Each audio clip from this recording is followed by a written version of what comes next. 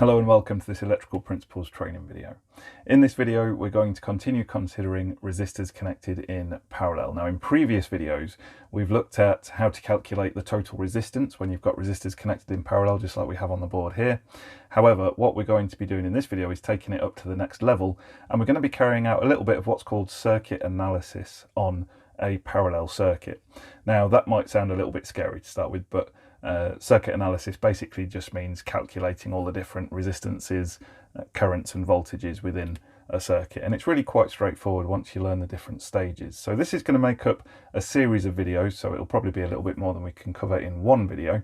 However, the information is really important to us as electricians. Now you may be looking at this board and thinking, well, this is a million miles away from anything that I do at work. I chuck cables in, I connect up light fittings, I connect up sockets, I run power to machines. It looks nothing like what you've got on the board here. Now it's really important to bear in mind that this is representative of electrical science and principles, so we're using it to illustrate points, and actually this is intimately connected to the electrical work that you do on any construction site or in someone's home, because 99% of the loads that you connect out there in the real world are connected in parallel, just like this. This is very much like a lighting circuit that you may find in a typical property, whether that be domestic, commercial or industrial.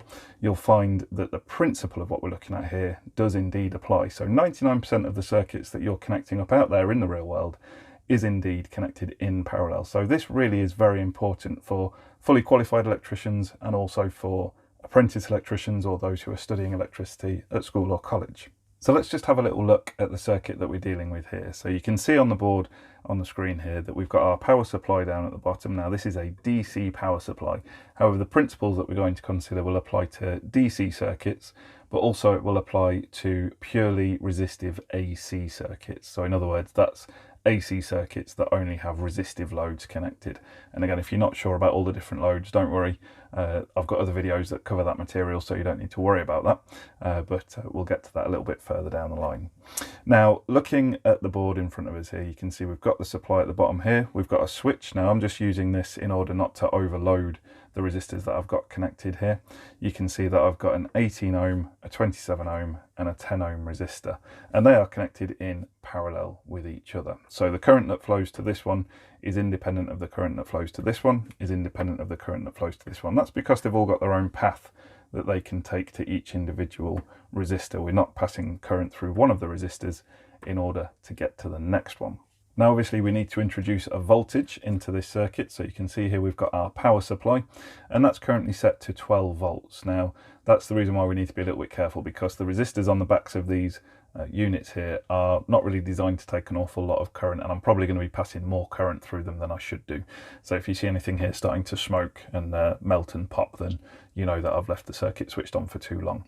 So we've got this set to 12 volts, so we'll go and plug that in off screen, and we'll also plug it in down here as well. So we'll just pop that into there, and that is now connected. Now that's trying to push 12 volts through the circuit, but as long as this switch remains in the off position, no voltage is applied to these resistors. So at the minute there's nothing happening inside the circuit. That invisible electricity is doing nothing. So what we'll do now is we'll just connect up our meter here. So you can see I'm going to set this to measure volts, as you can see, and we're going to set it to measure DC volts. So that's really important so that we get the right values. And then I'm going to put one lead into the common, and then the other lead just goes into the terminal marked with the V there. So that's going to measure our voltage. Now I'm working with extra low voltage here, so the risk of shock is minimal. So obviously if this was a real circuit, you'd want to isolate everything every time you were taking a voltage measurement, but this voltage is low enough that it's not going to cause me any significant harm. So let's start having a look at this. So if I measure the voltage across the terminals of the incoming supply here, you can see there we've got 12.2 volts. Okay, so we'll call that 12.2 volts. Now, if I move that and I measure the voltage across my first resistor, you can see there we've got no volts, and that is because I haven't turned the switch on yet. So when I operate the switch, you see there we're getting 10 volts this time. Okay, so that's quite an interesting result already, because we've seen we've got 12 volts at the start, but 10 volts there. Now, why is that the case? Well, again, let's be thorough with our measurements. Let's go back to this point here and let's plug that in, and you can see we've got 12.2 volts and if I press the button in there, you can see that actually the voltage drops down. Okay, so we get closer to that 10.1 volts sort of value we had earlier. We're about 10 volts there. So there's a very good reason for that, and we'll explain all that in a future video. But for now, we'll just take it as read that the value of the voltage applied to this circuit is approximately 10 volts. We'll say it's around 10.1, something like that. And what we'll then find is that every point in the circuit, every time we measure from one side of the circuit to the other, we should find that we are getting roughly that same amount. So there we're getting about 9.7, and then as we get over to this point here, we may find that it's dropped again even more. So what are we getting there? Again, 9.6, that's dropping down a little bit. Now that's really interesting. You've got to bear in mind though that although that seems like a big change, we've gone from 10 to 9.6 volts. What's actually happened there is that we've only dropped down by 0.4 of a volt. So actually it's quite a small decrease in current. But the reason that that's happening is that we're getting further and further away from the source. And all of these little connectors here, they've all got a little bit of resistance that are all contributing to that voltage dropping off. And that's a really important concept actually for electricians. It's not one we're going to cover in a lot of detail in this video, but it is one that's really important for electricians, the concept of volt drop. The idea that the further away you get from a source, the lower the voltage is, and there's a couple of other things that affect that as well. Really interesting subject. We'll cover that at a future point. Okay, so for the sake of simplicity in this video, we're going to assume that we've got about 10 volts across each resistor when the load is turned on, when we've got the circuit connected up. What we're going to do now is we're going to measure the current that flows into each individual resistor. So these resistors, bear in mind, could be used to represent the load in an electrical circuit, so we could use them to represent light fittings or perhaps socket outlets or the power supplies to machinery. They are resistors in this case because it just is a set kind of load that draws a certain amount of current into it. However, for the purposes of illustration, we can imagine that these are light fittings or any other kind of electrical load, and we'll get the same principle. So we'll now set this to measure current. So we're going to set that to measure DC current, and I'm just going to move the lead from one side to the other. Now what you'll notice here is that I've changed the way that I've got the leads connected, because what I'm now doing is I'm diverting the current out of the circuit through the meter and back into the circuit again. So effectively I've just kind of created like a big loop for the current to flow through that goes out of the circuit there. And the reason for that is that when you measure current, you have to measure it in series. So earlier we were measuring the voltage in parallel, now we're measuring the current in series. And again, we've covered that in other videos also. So let's see how much current is being drawn by this 18 ohm resistor here. So we'll measure that. Again, press that button briefly, and you can see there that we're getting about 0.55 of an ampere. So there's about 0.55 amps flowing through there. Now if I bring my calculator in, we can actually explain why that's happening. So all that's happening here is we're relying on Ohm's Law. Now again, I've done other videos on Ohm's Law, so please do go and check those out. But we know that in Ohm's Law, the current is equal to the voltage divided by the resistance. So in other words, I equals V over R. So the current flowing into that load is defined by the voltage across it divided by the resistance of the load. So I equals V over R, so that gives us 10 volts divided by 18 ohms like that. And when we do that calculation, you see we come out with 5/9. And actually what's really handy about that is if we press the SD button, you can see that gives us a value of 0.55 recurring, which is pretty much what we said it was from measurement. So that's worked out quite nicely. 0.55 amps flowing through there because of Ohm's Law. Now, if we start to jiggle this round a little bit, we'll start to have a look at the next stage of this. We're going to measure the current that's flowing through this resistor here. Now you can see we've got a higher value of resistance here. So what do you think is going to happen to the current? Is it going to go up, going to go down, going to stay the same? Well, let's have a look. We've got our values here, so we'll see what value of current we're getting. So we'll press the button and we'll see how much current flows through this resistor now. So you can see there we've got 0.37 amperes, 0.37 amps. And again, you can see we've increased the resistance and therefore we have decreased the current, which basically just falls exactly in line with what we'd expect from Ohm's Law. Let's again just do the calculation. Now again, bear in mind there might be a little bit of difference in these values because we're sort of using 10 volts, and we saw it was slightly different earlier. We're just trying to keep it nice and simple for the purposes of this video. One thing I quite like to do on this calculator, the FX85 GTX, is to press the fraction button and then do my calculation that way. So 10 over 27. So remember, I equals V over R. 10 volts divided by 27 ohms is going to give us a value of 0.37 ohms, sorry, 0.37 amps, which is kind of beautiful because that's pretty much exactly what we measured. So we're seeing that the maths is working out really nicely here for me, which is good, because often it doesn't, and then it's frustrating trying to explain about resistor tolerances and all that sort of stuff. So that's really good, we're seeing that happening. But can you see how we're getting different values of current in different places in the circuit? Now, from our video on resistors connected in series, we saw that the current was the same everywhere in the circuit, but the voltages changed across the different resistors, whereas here we're seeing the opposite happening. What we're seeing here is that the voltage is staying pretty much the same throughout the circuit. It's about 10 volts in every position. However, the currents are different in different places. So let's have a look at this one. Now this one will be interesting, and I think this is the one that was probably the source of the smell and the smoke that I could see going earlier. So we could see we've got a 10 ohm resistor here. So what's going to happen to the current flowing into this resistor when we power it up? Is it going to be higher than it was for here, higher than it was for here, lower, between the two? What do you think is going to happen to the current? Well, let's plug in the meter and find out. So we've got our meter connected there. We've got the current flowing out of the circuit through the meter and back into the circuit again. So what we've done is just removed that link and diverted the current out of the circuit so we can measure what it is. And now what we'll find is, let's make a prediction. So we've got a voltage of 10 volts. We've got a resistance of 10 ohms. So we've got 10 divided by 10, which is going to give us 1 amp. So we should have roughly 1 amp flowing through here. My guess is it will probably be a little bit below that. It'll probably be about 0.97, 0.96, something like that. But let's power it up and find out. So if we press the button here, we'll see that we're getting 0.98 amps. So pretty close to what we said. It was close to 1 amp. Again, I don't think you need to prove that 10 divided by 10 is equal to 1 on the calculator.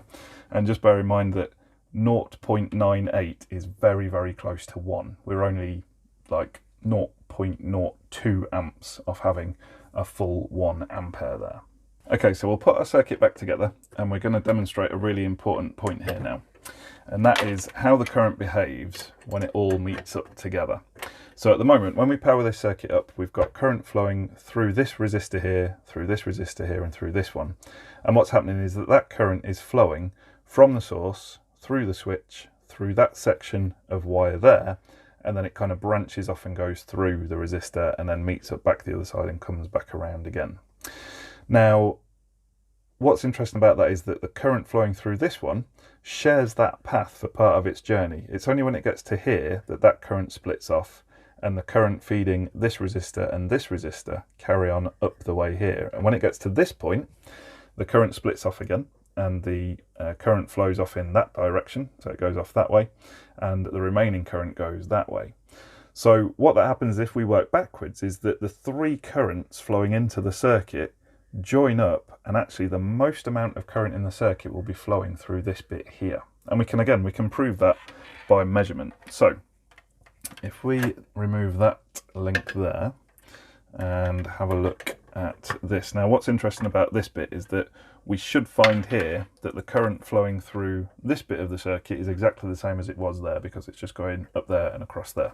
So we'll just prove a point. We should have about that 1 ampere flowing through that bit.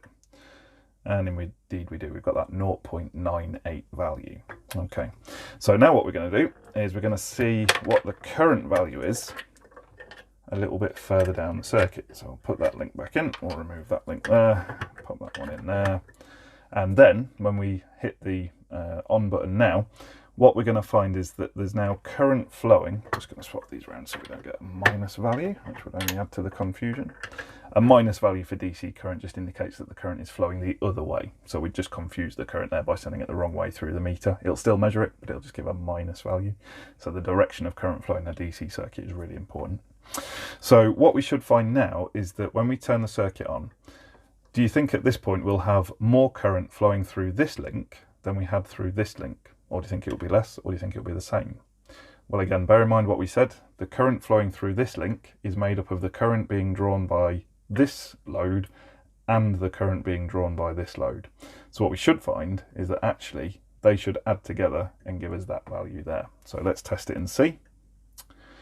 So you can see there we're getting 1.35, which is about, I think we had 0.37 amps flowing through there earlier, and then we had about an amp there. So we've got about 1.35 amps, about 1.37, which is what we'd expect it to be. In fact, 0.98 plus 0.37 is that value of 1.35. So that's worked out really nicely again.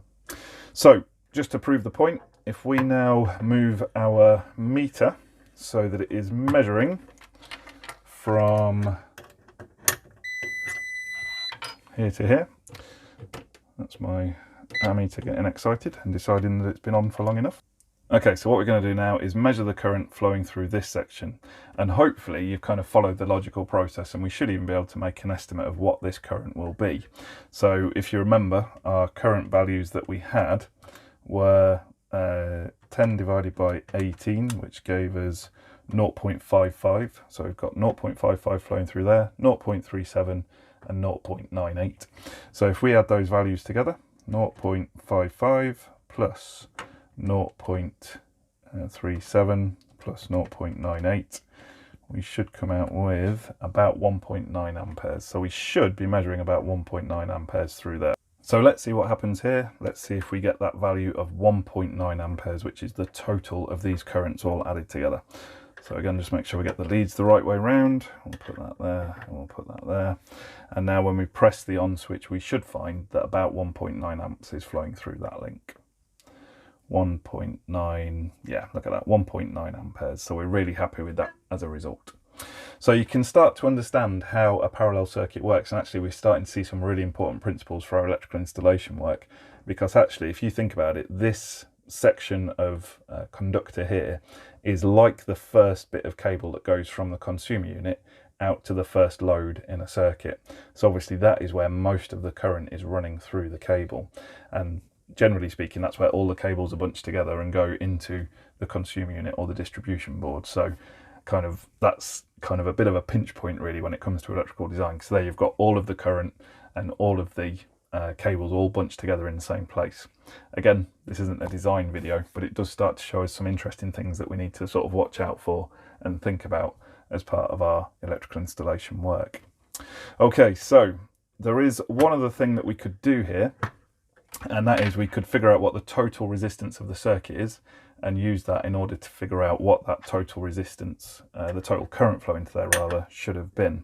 So we can actually measure that if we remove our power supply temporarily and just take that out of there. And what we can do is we can measure the total resistance of this circuit. So if we put our leads in there and there, so we're getting a pretty good idea of what the total resistance will be. And of course, it's really important to make sure you've got your leads in the right terminals as well, which is something that I always used to forget to do in lessons, and it would appear that I'm still continuing to forget to do that on video. So nobody's perfect. So now what we'll find is when we press the button this time is we'll actually find out what the total resistance of the circuit is. So you can see there we're coming out with about 5.2 ohms. That seems to have settled down at. It's probably about 5.25, which is why it's flicking between the two there. So let's just do a very quick throwback to our resistors in parallel calculation, and hopefully you'll remember, I showed this in a video, if we want to figure out what the total resistance of a circuit is, we simply do the value of the resistors, we do 1 over each value, and if you remember that button there, the x to the minus 1 button, when you press that, 18 to the minus 1 is exactly the same as 1 over 18.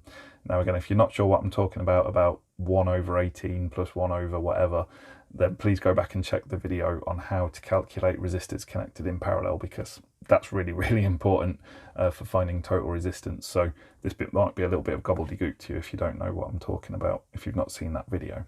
So 18 to the minus 1 plus 27 to the minus 1 plus 10 to the minus 1. Remember, that's 1 over 18 plus 1 over 27 plus 1 over 10. And when we find that out, we get 0.1925. Now, if we do 1 over that, so 1 over 0.1925, we should come out with the answer of 5.2, which is the value that we just measured. So the maths works out, the circuit works out, which is really nice. We're getting about the value that we thought we would do, which is really good. What we can then do is figure out what the total current flowing into the circuit would be based on the total resistance of the circuit. So again, just back to Ohm's law. So we'll say that this is about 5.2, we'll round that off to. If we do that 10 volts, which was the voltage that we had when we powered the supply up, 10 divided by, so I equals V over R, 10 divided by 5.2, and we come out with 1.9, which is pretty much exactly the current that we measured it flowing into the circuit. So in this video, what we've done is we've looked at a real circuit. We've connected up some resistors in parallel with each other, and we've looked at how the voltage applied to the circuit is then applied to each of those values in turn, each of those resistors in turn. We've seen how that voltage acting in conjunction with the resistor then starts to define how much current flows into each part of the circuit, and how all of those currents then add up to give us the total current flowing into the circuit. And we've also kind of approached it from the other direction as well. We've calculated the total resistance of the circuit, and we've used that as almost like a double check to find the total current flowing into the circuit. So maths and science are working hand in hand, which is really pleasing. You know that I'm not lying to you, I'm proving it by practical experiment. However, when you're in your exams, when you're doing this in the classroom, you may not have the actual resistances in front of you to do the calculations with. However, what we're going to do in the next video is I'm going to walk you through how to do this on the whiteboard. We're going to pick some other numbers of resistance values, we'll do some calculations, and then I'll take you through step by step how you perform these calculations to figure out what the individual currents are, what the total current is, what the total resistance of the circuit is, and what the total current based on the total resistance should be as well. And it should all kind of dovetail and come together really nice and neatly. So there we go, folks. We've done our first bit of circuit analysis using a parallel circuit. As we say in the next video, we'll look at how to do this purely theoretically, because that's what you may need to do in your exam. Please leave any questions and thoughts in the comment section below, and I'll try and get back to those if I can do. But all that remains in this video is to say thank you very much for watching.